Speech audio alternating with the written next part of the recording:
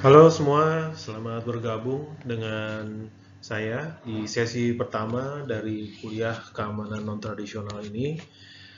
Dalam sesi pertama ini saya akan menjelaskan eh, kepada Anda semua tentang apa yang dimaksud dengan keamanan non-tradisional, bagaimana dia berbeda dengan keamanan tradisional dalam studi hubungan internasional, dan apa saja isu-isu yang dicakup oleh konsep keamanan non-tradisional, serta bagaimana isu keamanan non-tradisional pada umumnya direspon. Sebelum kita membahas konsep keamanan tradisional, terlebih dahulu kita membahas konsep keamanan secara umum.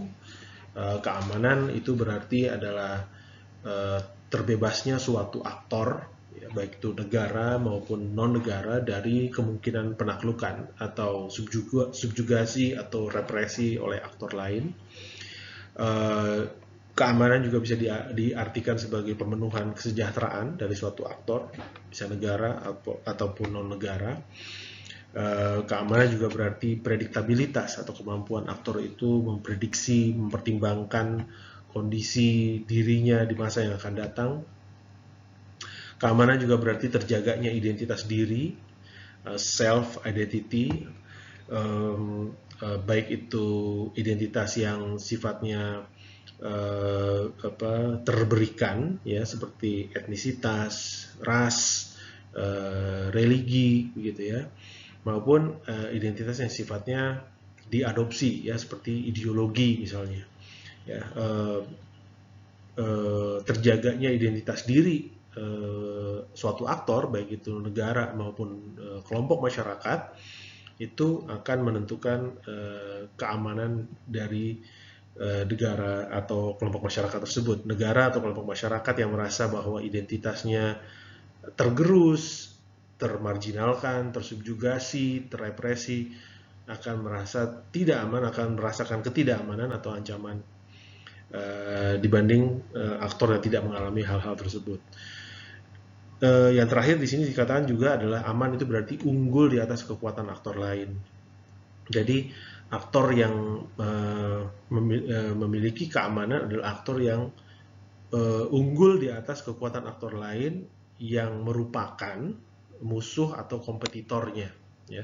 Jadi dalam studi keamanan, relasi antar aktor itu bisa merupakan relasi kooperatif atau pertemanan, kita sebut juga dengan amity atau pertemanan, atau relasi kompetitif atau permusuhan yang disebut juga dengan enmity. Ketika dua aktor bermusuhan atau berkompetisi, maka keunggulan suatu aktor terhadap aktor lain akan menjadi faktor ketidakamanan. Nah, dengan demikian ketidakamanan adalah kebalikan dari keamanan, ya. Ketidakamanan itu artinya kemungkinan penaklukan, kehilangan independensi, erosi identitas, dan unpredictability. Sifat atau karakter dari keamanan adalah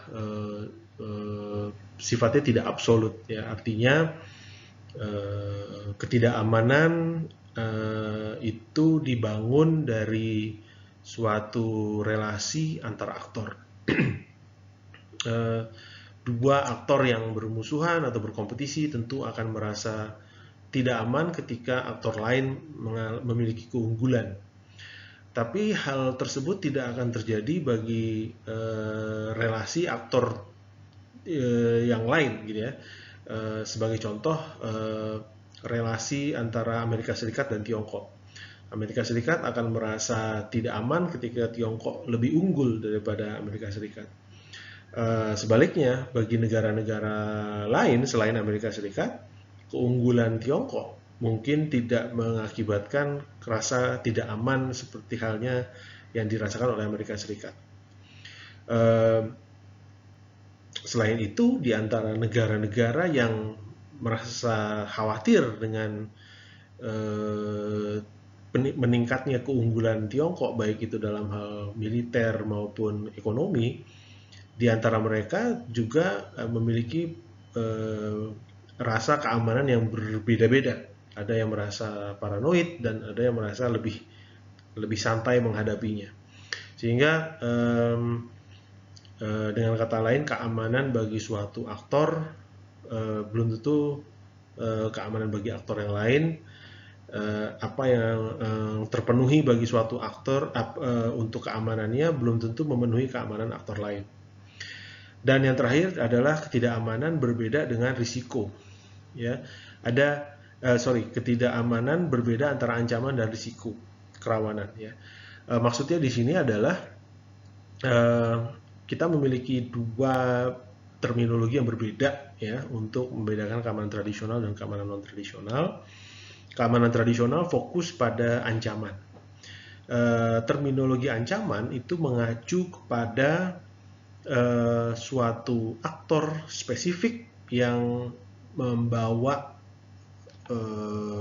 kemungkinan penaklukan, tidak terpenuhinya kesejahteraan, erosi identitas, dan keunggulan yang dapat mengarah pada hal-hal itu ya, penaklukan, tidak terpenuhinya kesejahteraan. Dengan kata lain, ancaman adalah aktor spesifik yang dapat diidentifikasi dengan penginderaan kita yang kita persepsikan sebagai ancaman, sebagai pembawa ketidakamanan.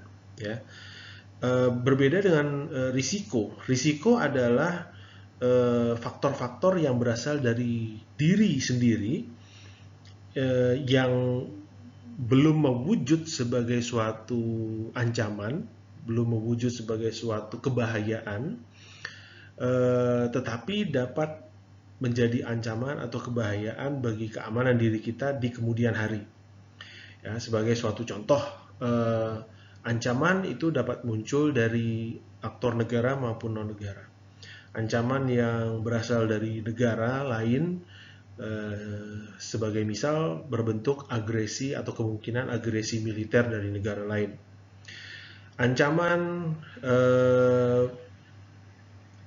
dari aktor non-negara misalnya berasal dari kelompok teroris atau dari hacker ya, atau hacker groups, atau dari nelayan asing ya, yang mengambil atau mencuri ikan, atau dari penyelundup manusia dan penyelundup obat-obat terlarang. Mereka semua adalah aktor-aktor yang bisa dilihat, bisa diidentifikasi, bisa diproses di dalam suatu respon untuk memitigasi atau menangani ancaman. Misalnya dengan penggunaan kekuatan militer atau dengan penggunaan kekuatan penegakan hukum. Lain halnya dengan risiko atau kerawanan yang tidak ada wujud aktornya, misalnya perubahan iklim, atau kerawanan pangan, atau kerawanan air bersih. Perubahan iklim, kerawanan pangan, kerawanan air bersih, itu tidak memiliki aktor tertentu yang bisa kita tunjuk sebagai penyebabnya. Aktor tersebut adalah diri kita sendiri, dan ancaman yang ditimbulkannya mungkin belum bermanifestasi di masa kini, tetapi akan menjadi kebahayaan yang nyata di masa yang akan datang kalau kita tidak melakukan sesuatu sekarang. Nah, itulah perbedaan antara ancaman dan risiko kerawanan.